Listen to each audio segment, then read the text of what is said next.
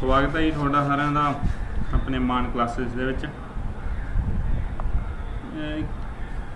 ਪਹਿਲਾਂ ਵਾਲੀ ਵੀਡੀਓ ਦੇ ਵਿੱਚ ਆਪਾਂ ਲੈਕਚਰ ਨੰਬਰ 1 ਦੇ ਵਿੱਚ ਪੜ੍ਹਿਆ ਸੀਗਾ ਕੌਂਸਟੀਟਿਊਸ਼ਨ ਦੇ ਬਾਰੇ, ਬੇਸਿਕਸ ਆਫ ਕੌਂਸਟੀਟਿਊਸ਼ਨ, ਵੀ ਕੌਂਸਟੀਟਿਊਸ਼ਨ ਡਰਾਫਟ ਕਦੋਂ ਹੋਇਆ, ਕਿਹਦੇ ਦੁਆਰਾ ਡਰਾਫਟ ਕੀਤਾ ਗਿਆ, ਉਹਦੀ ਕਮੇਟੀ ਦਾ ਚੇਅਰਮੈਨ ਕੌਣ ਸੀਗਾ, ਡਾਕਟਰ BR ਅੰਬੇਦਕਰ ਬਾਰੇ। ਹੁਣ ਪਹਿਲਾਂ ਆਪਾਂ ਇਹ ਚੀਜ਼ ਤਾਂ ਪੜ੍ਹ ਚੁੱਕੇ ਹਾਂ ਵੀ ਕੌਂਸਟੀਟਿਊਸ਼ਨ ਕੀ ਆ, ਕਿਵੇਂ ਡਰਾਫਟ ਹੋਇਆ, ਕਦੋਂ ਹੋਏ। ਹੁਣ ਆਪਾਂ ਉਹਦੀ ਕੁਝ ਫੀਚਰਸ ਦੇ ਬਾਰੇ ਪੜ੍ਹਨਾ ਇਸ ਵੀਡੀਓ ਦੇ ਵਿੱਚ। ਆਪਾਂ ਉਹਦੇ ਕੁਝ ਉਹਦੀ ਖਾਸੀਅਤਾਂ ਕੀ ਨੇ, ਉਸ ਆਪਣੇ ਸੰਵਿਧਾਨ ਦੀ, ਆਪਣੇ ਕੌਂਸਟੀਟਿਊਸ਼ਨ ਦੀ ਆਖਰਕਾਰ ਕੀ ਖਾਸੀਅਤਾਂ ਨੇ।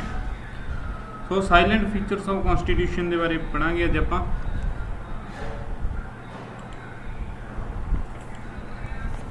ਸਭ ਤੋਂ ਪਹਿਲਾ ਖਾਸੀਅਤ ਆਪਣੇ ਇੰਡੀਅਨ ਕੌਂਸਟੀਟਿਊਸ਼ਨ ਆ ਜਿਹੜਾ, ਉਹਦੀ ਸਭ ਤੋਂ ਪਹਿਲੀ ਖਾਸੀਅਤ ਇਹ ਆ ਵੀ ਇਹ ਲੈਂਥੀਐਸਟ ਰਿਟਨ ਕੌਂਸਟੀਟਿਊਸ਼ਨ ਆ। ਲੈਂਥੀਐਸਟ ਰਿਟਨ ਕੌਂਸਟੀਟਿਊਸ਼ਨ।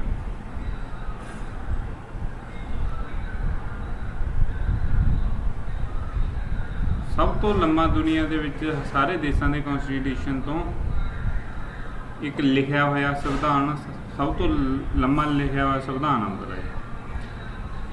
ਦੂਜਾ ਇਹਦੀ ਖਾਸੀਅਤ ਇਹ ਆ ਵੀ ਇਹ drawn from various sources, drawn from various sources. ਦੂਜੀ ਖਾਸੀਅਤ ਆਪਣੇ ਸੰਵਿਧਾਨ ਦੀ, ਇੰਡੀਅਨ ਕੌਂਸਟੀਟਿਊਸ਼ਨ ਦੀ, ਇਹ ਹੈ ਵੀ ਜਿਹੜੇ ਇਹਦੇ ਵਿੱਚ ਫੰਡਾਮੈਂਟਲ ਰਾਈਟਸ, ਫੰਡਾਮੈਂਟਲ ਡਿਊਟੀਜ਼ ਜਾਂ ਵੱਖ-ਵੱਖ ਆਰਟੀਕਲਸ ਨੇ, ਇਹ ਦੁਨੀਆ ਦੇ ਵੱਖ-ਵੱਖ ਸੰਵਿਧਾਨ ਪੜ੍ਹਨ ਤੋਂ ਬਾਅਦ ਹੀ ਇਹ ਜਿਹੜੇ ਨੇ ਸੰਵਿਧਾਨ ਦੇ ਵਿੱਚ ਇਕੱਠੇ ਕੀਤੇ ਗਏ ਆ। ਠੀਕ ਆ, ਤਾਂ ਕਰਕੇ ਵੱਖ-ਵੱਖ ਸੋਰਸਿਸ ਤੋਂ ਵੱਖ-ਵੱਖ ਚੀਜ਼ਾਂ ਚੱਕਦੇ ਹੋਏ ਸੰਵਿਧਾਨ ਨੂੰ ਜਿਹੜਾ ਸਾਰਿਆਂ ਨੂੰ ਕੰਪਲੀਟ ਕੀਤਾ ਗਿਆ। ਇਹ ਜਿਹੜਾ ਟੌਪਿਕ ਆ ਡਰਾਨ ਫਰੋਮ ਵੇਰੀਅਸ ਸੋਰਸਿਸ, ਵੀ ਕਿਹੜੇ ਦੇਸ਼ ਦੇ ਕਿਹੜੇ ਕੌਂਸਟੀਟਿਊਸ਼ਨ ਤੋਂ ਕੀ ਚੀਜ਼ ਲੈਤੀ ਆ ਆਪਣੇ ਸੰਵਿਧਾਨ ਦੇ ਵਿੱਚ ਪਾਈ ਹੈ ਜਿਹੜੀ, ਉਹਦੇ ਲਈ ਆਪਾਂ ਇੱਕ ਸਪੈਸ਼ਲ ਵੀਡੀਓ ਬਣਾਵਾਂਗੇ ਅੱਗੇ। ਸੋ ਤੀਜਾ ਆਪਣਾ ਆ ਗਿਆ blend and rigidity. Blend of rigidity and flexibility.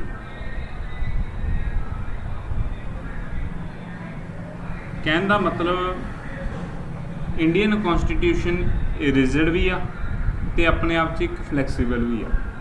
Rigid ਕਿਵੇਂ ਆ? ਇਹਦੇ ਕੁਝ ਆਰਟੀਕਲਸ ਨੇ ਜਿਹੜੇ ਉਹ ਇੱਕ ਸਪੈਸ਼ਲ ਮੈਜੋਰਟੀ ਦੁਆਰਾ ਹੀ ਅਮੈਂਡ ਕੀਤੇ ਜਾ ਸਕਦੇ ਆ। ਛੇਤੀ ਉਹਨਾਂ ਨੂੰ ਆਪਾਂ ਅਮੈਂਡਮੈਂਟ ਉਹਦੇ ਵਿੱਚ ਨਹੀਂ ਕਰ ਸਕਦੇ। ਉਹਦੇ ਲਈ ਬਹੁਤ ਹੀ ਤਗੜੀ 2/3 majority plus various states majority, ਉਹ ਚੀਜ਼ ਮਤਲਬ ਮੈਜੋਰਟੀ, ਸਪੈਸ਼ਲ ਮੈਜੋਰਟੀ ਚਾਹੀਦੀ ਆ ਕੁਝ ਆਰਟੀਕਲਸ ਨੂੰ ਅਮੈਂਡ ਕਰਨ ਵਾਸਤੇ। ਹੁਣ ਫਲੈਕਸੀਬਲ ਕਿਵੇਂ ਆ? ਫਲੈਕਸੀਬਲ ਇਹ ਚੀਜ਼ ਆ ਵੀ ਕੁਝ ਆਰਟੀਕਲ ਅਜਿਹੇ ਵੀ ਨੇ ਜਿਹੜੇ ਕਿ ਇੱਕ ਸਿੰਪਲ ਮੈਜੋਰਟੀ ਦੇ ਨਾਲ ਪਾਰਲੀਮੈਂਟ ਅਮੈਂਡਮੈਂਟ ਉਹਨਾਂ ਆਰਟੀਕਲ ਦੇ ਵਿੱਚ ਕਰ ਸਕਦਾ। ਚੌਥਾ ਆ ਗਿਆ federal system with unitary basis. Federal system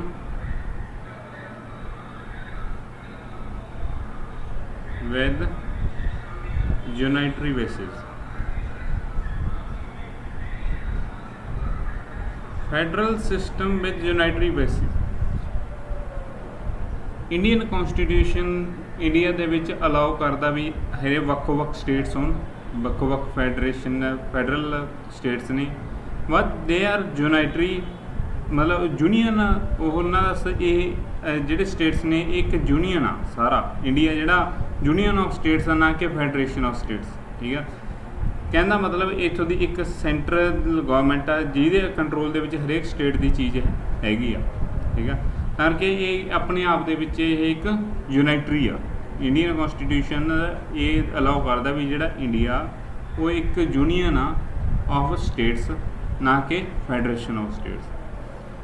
ਪੰਜਵਾਂ ਪੁਆਇੰਟ ਇਹਦੇ ਵਿੱਚ ਆ ਜਾਂਦਾ ਜੀ parliamentary form of government. parliamentary form of government. India constitution allow ਕਰਦਾ ਵੀ ਇੰਡੀਆ ਦੇ ਵਿੱਚ ਜਿਹੜੀ ਗਵਰਨਮੈਂਟ ਹੋਊ ਉਹ ਪਾਰਲੀਮੈਂਟਰੀ ਟਾਈਪ ਹੋਊ, ਜਿਵੇਂ ਕਿ ਅੱਜ ਕੱਲ੍ਹ ਆਪਣੇ ਚੱਲਦੀ ਆ। ਉਦੋਂ ਬਾਅਦ ਆ ਗਿਆ synthesis of parliamentary sovereignty and judicial supremacy.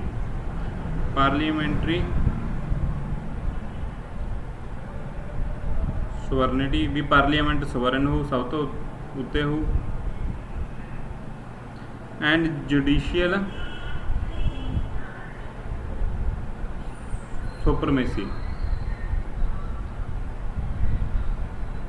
Parliament sovereign ਹੋ, ਕੋਈ ਵੀ ਰੂਲ ਬਣਾ ਸਕਦਾ, ਤੇ ਜੁਡੀਸ਼ੀਅਲ ਸੁਪਰਮੇਸੀ ਤੇ ਜੁਡੀਸ਼ੀਅਲ ਸਿਸਟਮ ਆ ਇੱਕ ਅਲੱਗ ਸਿਸਟਮ ਹੋਊ, ਇੰਡੀਪੈਂਡੈਂਟ ਸਿਸਟਮ ਹੋਊ, ਜਿਹਦੇ ਵਿੱਚ ਕੁਝ ਵੀ ਮਤਲਬ ਜੇ ਕੋਈ ਦਿੱਕਤ ਆਉਂਦੀ ਹੈ ਤਾਂ ਜੁਡੀਸ਼ੀਅਲ ਸੁਪਰੀਮ ਆ ਉਹਦਾ ਫਾਈਨਲ ਜਿਹੜਾ ਮਤਲਬ ਕੋਈ ਵੀ ਕਾਨੂੰਨ ਹੋਊਗਾ ਜਾਂ ਉਸ ਦੇ ਦੁਆਰਾ ਕੋਈ ਵੀ ਆਰਡਰ ਦਿੱਤਾ ਜਾਊ ਉਹ ਫਾਈਨਲ ਹੋਊਗਾ। ਉਹਦਾ 7ਵਾਂ ਆ ਗਿਆ ਜੁਡੀਸ਼ਰੀ ਦੇ ਬਾਰੇ, ਇੰਡੀਪੈਂਡੈਂਟ ਜੁਡੀਸ਼ਰੀ। ਜਿਹੜਾ ਆਪਣਾ ਜੁਡੀਸ਼ਰੀ ਸਿਸਟਮ ਆ ਉਹ ਇੰਡੀਪੈਂਡੈਂਟ ਹੋਊ, ਪਰ ਅਫਸੋਸ ਆ ਵੀ ਬਹੁਤਾ ਇੰਡੀਪੈਂਡੈਂਟ ਹੈ ਨਹੀਂ ਗਾ, ਕਾਗਜ਼ਾਂ ਦੇ ਵਿੱਚ ਹੀ ਰਹਿ ਚੁੱਕਿਆ ਇੰਡੀਪੈਂਡੈਂਟ ਜੁਡੀਸ਼ਰੀ ਵਿਚਾਰੀ। 8ਵਾਂ ਆ ਗਿਆ ਆਪਣਾ ਫੰਡਾਮੈਂਟਲ ਰਾਈਟਸ। ਇੰਡੀਅਨ ਕੌਂਸਟੀਟਿਊਸ਼ਨ ਹਰੇਕ ਨਾਗਰਿਕ ਨੂੰ ਕੁਝ ਫੰਡਾਮੈਂਟਲ ਰਾਈਟਸ ਪ੍ਰੋਵਾਈਡ ਕਰਦਾ, ਜਿਹੜੇ ਕਿ ਉਹਦੇ ਮੌਲਿਕ ਅਧਿਕਾਰ ਨੇ। ਉਹ ਜੇਕਰ ਉਹਨੂੰ ਆਪਦੇ ਮੌਲਿਕ ਅਧਿਕਾਰ ਨਹੀਂ ਮਿਲਦੇ ਤਾਂ ਉਹ ਕੋਰਟ ਦਾ ਦਰਵਾਜ਼ਾ ਵੀ ਖੜਕਾ ਸਕਦਾ ਜੀ। ਉਹਦਾ 9ਵਾਂ ਜਿਹੜਾ ਆ ਗਿਆ directive principles of state. 9th ਆ ਗਿਆ directive principles of state policy.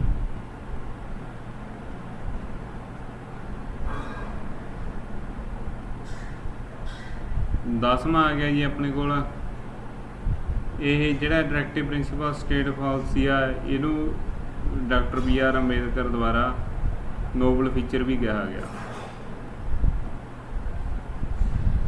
Doctor BR Ambedkar ਇਹਨੂੰ ਨੋਬਲ ਫੀਚਰ ਵੀ ਕਹਿੰਦੇ ਨੇ, ਨੋਬਲ ਫੀਚਰ ਆਫ ਕੌਂਸਟੀਟਿਊਸ਼ਨ। ਇਹਦੇ ਬਾਰੇ ਵੀ ਆਪਾਂ ਇੱਕ ਅਲੱਗ ਵੀਡੀਓ ਬਣਾ ਰਹੇ ਹਾਂ ਅੱਗੇ ਆ ਗਿਆ ਫੰਡਾਮੈਂਟਲ ਡਿਊਟੀਜ਼। ਕੁਝ ਡਿਊਟੀਜ਼ ਨੇ ਜਿਹੜੀਆਂ ਇੰਕਲੂਡ ਕੀਤੀਆਂ ਗਈਆਂ ਨੇ ਕੌਂਸਟੀਟਿਊਸ਼ਨ ਦੇ ਵਿੱਚ, ਜਿਹੜੇ ਕਿ ਹਰੇਕ ਨਾਗਰਿਕ ਦੀ ਡਿਊਟੀ ਬਣਦੀ ਆ, ਪਰ ਇਹ ਲੀਗਲੀ ਬਾਉਂਡ ਨਹੀਂ ਹੈਗੀ। ਇਹ ਸਿਰਫ ਆਪਣੀ ਮੌਲਿਕ ਮਤਲਬ ਇਨਸਾਨੀਅਤ ਦੇ ਤੌਰ 'ਤੇ ਕੁਝ ਆਪਣੇ ਜਿਹੜੇ ਡਿਊਟੀਜ਼ ਨੇ ਉਹਨਾਂ ਦੀ ਗੱਲ ਲਿਖੀ ਗਈ ਆ। ਇੰਡੀਅਨ ਸਟੇਟ ਆ ਉਹ ਇੱਕ ਸੈਕੂਲਰ ਸਟੇਟ ਆ। ਇੰਡੀਅਨ ਕੌਂਸਟੀਟਿਊਸ਼ਨ ਆਪਣੇ ਇੰਡੀਆ ਨੂੰ ਇੱਕ ਸੈਕੂਲਰ ਸਟੇਟ ਅਲਾਓ ਕਰਦਾ ਵੀ ਇੱਥੇ ਹਰੇਕ ਧਰਮ ਦੀ ਆਪੋ ਆਪਣੀ ਪੂਜਨੀਕਤਾ। ਅੱਗੇ ਆ ਗਿਆ ਯੂਨੀਵਰਸਲ ਅਡਲਟ ਫਰੈਂਚਾਈਜ਼।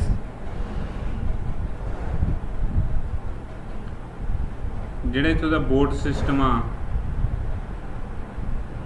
ਉਹ ਇੱਕ ਖਾਸ ਉਮਰ ਤੋਂ ਉੱਤੇ ਜਿਹੜੇ 21 ਸਾਲ ਤੋਂ ਉੱਤੇ ਬੰਦੇ ਲੋਕ ਨੇ ਉਹੀ ਵੋਟ ਪਾਉਣ ਦਾ ਅਧਿਕਾਰ ਰੱਖਦੇ ਨੇ। ਉਹਦਾ ਇੱਕ ਉਮਰ ਤੈਅ ਕੀਤੀ ਹੋਈ ਹੈ ਵੀ ਇੰਨੀ ਉਮਰ ਤੋਂ ਉੱਤੇ ਵਾਲੇ ਲੋਕ ਹੀ ਨੇ ਜਿਹੜੇ ਉਹ ਵੋਟਿੰਗ ਕਰ ਸਕਦੇ ਆ ਅਤੇ ਇਲੈਕਸ਼ਨ ਪ੍ਰੋਸੈਸ ਦੇ ਵਿੱਚ ਹਿੱਸਾ ਲੈ ਸਕਦੇ ਆ। ਉਹਦਾ ਹੈਗਾ single citizenship he. Indian Constitution allows only a single citizenship. There's no dual citizenship means ਭਾਵੇਂ ਕੋਈ ਵੀ ਪੰਜਾਬ 'ਚ ਰਹਿੰਦਾ, ਕੋਈ ਹਰਿਆਣੇ 'ਚ ਰਹਿੰਦਾ, ਕੋਈ ਯੂਪੀ 'ਚ ਰਹਿੰਦਾ, ਕਿਤੇ ਵੀ ਰਹਿੰਦਾ, ਪਰ ਉਹਦੇ ਕੋਲੇ ਨਾਗਰਿਕਤਾ ਸਿਰਫ ਇੰਡੀਆ ਦੀ ਹੀ ਹੋਊਗੀ, ਨਾ ਕਿ ਪੰਜਾਬ ਦੀ, ਹਰਿਆਣੇ ਦੀ ਅਲੱਗ ਨਾਗਰਿਕਤਾ ਹੋ। ਜਿਵੇਂ ਕਿ ਅਮਰੀਕਾ ਦੇ ਵਿੱਚ 2 ਸਿਟੀਜ਼ਨਸ਼ਿਪ ਹੁੰਦੀਆਂ ਨੇ, ਇੱਕ ਤਾਂ ਅਮਰੀਕਨ ਸਿਟੀਜ਼ਨਸ਼ਿਪ, ਇੱਕ ਉੱਥੋਂ ਦੀ ਜਿਹੜਾ ਫੈਡਰਲ ਸਟੇਟ ਆ ਉੱਥੋਂ ਦੀ ਨਾਗਰਿਕਤਾ ਹੁੰਦੀ ਹੈ। ਉਹਦਾ ਇੰਡੀਪੈਂਡੈਂਟ ਬਾਡੀਜ਼ ਨੇ ਕੁਝ ਸੰਵਿਧਾਨ ਦੇ ਵਿੱਚ ਲਿਖੀਆਂ ਹੋਈਆਂ। ਇਹ ਵੀ ਇਹਦੀ ਇੱਕ ਖਾਸੀਅਤ ਆ। ਇੰਡੀਪੈਂਡੈਂਟ ਬਾਡੀਜ਼ ਨੇ ਕੁਝ ਸੰਵਿਧਾਨ ਅਲਾਓ ਕਰਦਾ, ਜਿਵੇਂ ਕਿ ਆਪਣਾ ਇਲੈਕਸ਼ਨ ਕਮਿਸ਼ਨ ਹੋ ਗਿਆ, ਇਹ ਇੱਕ ਇੰਡੀਪੈਂਡੈਂਟ ਬਾਡੀ ਆ, ਪਰ ਅਫਸੋਸ ਅੱਜ ਦੀ ਗੱਲ ਵਰਕਿੰਗ ਦੇ ਵਿੱਚ ਇੰਡੀਪੈਂਡੈਂਟ ਨਹੀਂ ਰਹੀ ਇਹ। 15ਵਾਂ ਆ ਗਿਆ ਜੀ ਆਪਣੇ ਕੋਲ 3 ਟਾਇਰਸ ਗੌਰਮੈਂਟ ਅਲਾਓ ਕਰਦਾ। 3 ਟਾਇਰ ਕਿਹੜੇ ਕਿਹੜੇ ਆ ਗਏ? 3 टायर गवर्नमेंट, पहला आ गई सेंटर, उदा स्टेट, उस बाद आ गया पंचायती राज। पंचायती राज ओके जी। तो अपना एंड ते जिहड़ा 16वां आ गया वो आ गया कोऑपरेटिव सोसाइटीज़। कुछ कोऑपरेटिव सोसाइटीज़ ने अलाउ करदा गा संविधान, जिहदा कि कल परसों ही जिहड़ी नवीं मोदी गौरमेंट विस्तार किया गया, वो एक वखरा डिपार्टमेंट बनाता कोऑपरेटिव का। तो ये सीगे अपने साइलेंट फीचर्स ऑफ कॉन्स्टिट्यूशन, मीनस अपने संविधान दियां कुछ खासियतां, जिहदे मेनली आ गई भी it is a lengthiest written constitution drawn from various sources, and third most important blend of rigidity and flexibility. ये इस जोड़े साइलेंट फीचर्स ऑफ कॉन्स्टिट्यूशन आ, ये बहुत ही संभावना नहीं हैगी कोई भी क्वेश्चन बनती। ये सिर्फ एक जरनल नॉलेज के वास्ते अपन नूं पता होना चाहिए, क्योंकि कई बार UPSC ਜਾਂ PCSC ਦੇ ਲੈਵਲ ਦੇ ਜਿਹੜੇ ਪੇਪਰ ਆ ਉਹਦੇ ਵਿੱਚ ਆ ਜਾਂਦੇ ਸਵਾਲ, ਉਹ ਲੈਂਥੀ ਸਵਾਲ ਹੁੰਦੇ ਨੇ, ਲੈਂਥੀ ਕੁਐਸਚਨਸ ਨੇ, ਉਹਦੇ ਵਿੱਚ ਆਪਾਂ ਨੂੰ ਲਿਖਣਾ ਪੈਂਦਾ, ਸਾਰਾ ਦੱਸਣਾ ਪੈਂਦਾ, ਤਾਂ ਉੱਤੇ ਕਈ ਵਾਰ ਇਹਦੇ ਸੰਬੰਧੀ ਪੇਪਰ ਦੇ ਵਿੱਚ ਕੁਐਸਚਨ ਆ ਜਾਂਦੇ ਆ। ਸੋ ਨੈਕਸਟ ਵੀਡੀਓ ਆਪਾਂ ਤਾਂ ਬਣਾਵਾਂਗੇ ਸ਼ਡਿਊਲਸ ਦੇ ਬਾਰੇ। ठीक है जी, धन्यवाद जी।